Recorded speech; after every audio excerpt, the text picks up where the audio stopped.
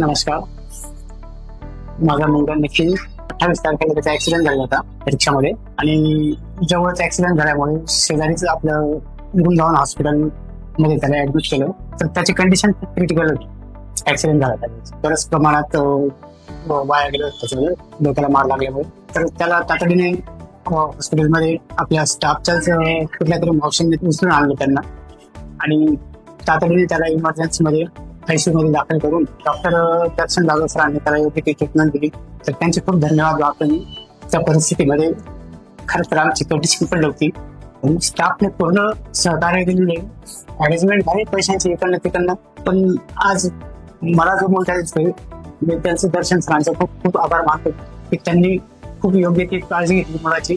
Operation पण successful केलं आणि तो आज आम्हाला दिसतोय दर्शन सरांनी. विशेष म्हणजे ज्या मावशीने त्यांनी त्याला उचलून आणलं, अक्षरशः त्या मावशीची साडी वगैरे पूर्ण रक्ताने माखली होती. तर ताईंचा पण खूप खूप धन्यवाद, खूप खूप आभार मानतो मी.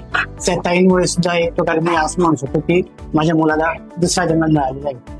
तर ताईंचा पण खूप खूप आभार व्यक्त करतो. धन्यवाद.